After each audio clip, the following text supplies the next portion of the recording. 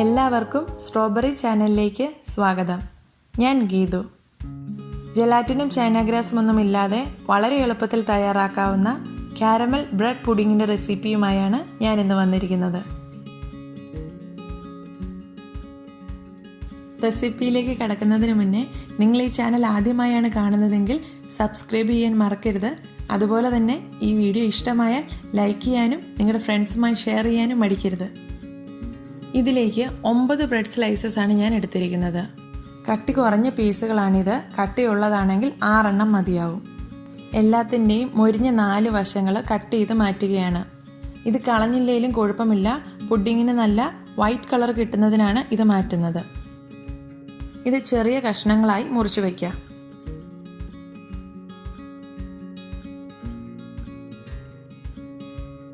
ഇവ കുറേശ്ശെയായി മിക്സിയുടെ ജാറിലിട്ട് പൊടിച്ചെടുക്കാം.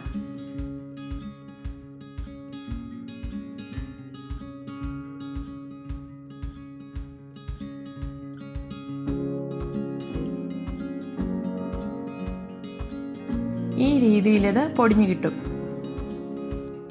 ഇതുപോലെ എല്ലാ പീസസും പൊടിച്ച് മാറ്റിവെക്കാം. ഇനി മിക്സിയുടെ വലിയ ജാറിലേക്ക് 2 മുട്ട എടുക്കുന്നു.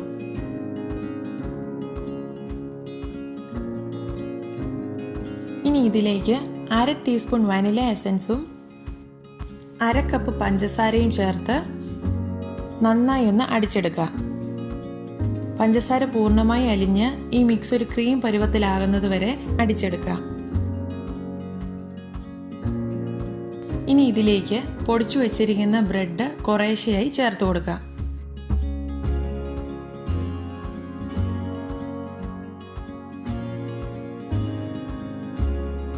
– 20 തൊട്ട് 30 സെക്കൻഡ് വരെ അടിച്ചാൽ മതിയാവും.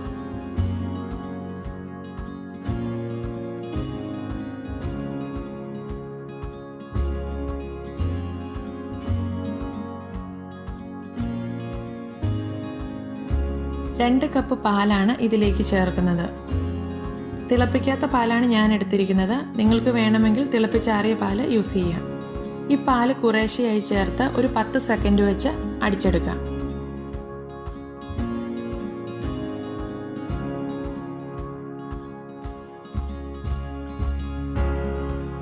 ഇതിനി മാറ്റിവെക്കാം. അടുത്തതായി പുഡിങ്ങിനുള്ള കാരമലാണ് തയ്യാറാക്കേണ്ടത്. അതിനായി ഒരു പാനിലേക്ക് 4 ടേബിൾ സ്പൂൺ പഞ്ചസാര എടുക്കുന്നു.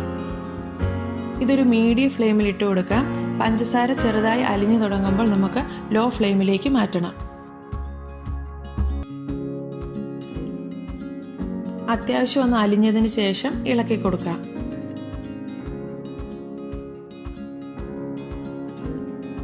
ഒത്തിരി അങ്ങ് ഡാർക്ക് കളർ ആകേണ്ട ആവശ്യമില്ല. ഈ ഒരു പരുവമാകുമ്പോൾ പുഡിംഗ് സെറ്റ് ചെയ്യാൻ ഉദ്ദേശിക്കുന്ന പാത്രത്തിലേക്ക് ഒഴിച്ചു കൊടുക്കാം. ഈ പാത്രം ഒന്ന് വട്ടത്തിൽ ചുറ്റിച്ച് എല്ലാ വശങ്ങളിലും എത്തുന്നത് പോലെ ഒന്നാക്കിയെടുക്കാം. ചില സൈഡിൽ സ്വല്പം കട്ടി കൂടി ഇരുന്നാലും സാരമില്ല. ആവി കയറുന്ന സമയത്ത് അത് ഒരുപോലെ ആയിക്കോളും. ഇനി ഇതൊരു 30 സെക്കൻഡ് ഇരിക്കുമ്പോഴത്തേക്കും നന്നായി സെറ്റായി കിട്ടും. ആ സമയത്ത് മിക്സിയുടെ ജാറിൽ നമ്മൾ അടിച്ചു വെച്ചിരിക്കുന്ന പാല് ചിലപ്പോൾ സെറ്റിലായിട്ടുണ്ടാവും. അതൊന്നുകൂടി അടിച്ചെടുക്കാം. ഇനി ഇത് ആവി കയറ്റിയാണ് വേവിക്കുന്നത്. അതുകൊണ്ട് ഈ സമയത്ത് ഒരു ആവി പാത്രം തയ്യാറാക്കി വയ്ക്കാം. 1/2 മണിക്കൂറോളം വേവുണ്ട് ഇതിന്. അതുകൊണ്ട് കുറച്ചധികം വെള്ളം ഒഴിച്ച് വേണം പാത്രം വയ്ക്കാൻ. ഇനി ഇതിലേക്ക് അടിച്ചു വെച്ചിരിക്കുന്ന മിക്സ് ഒഴിച്ചു കൊടുക്കാം.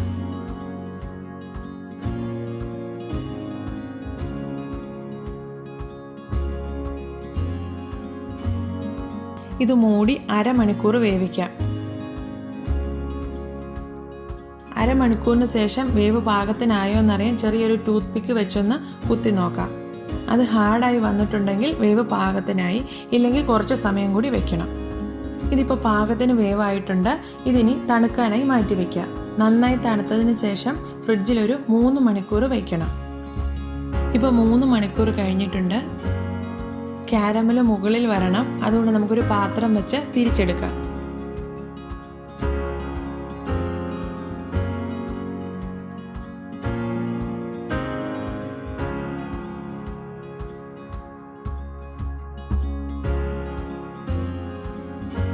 അങ്ങനെ വളരെ എളുപ്പത്തിൽ കാരമൽ ബ്രെഡ് പുഡിംഗ് ഇവിടെ തയ്യാറായി കഴിഞ്ഞു.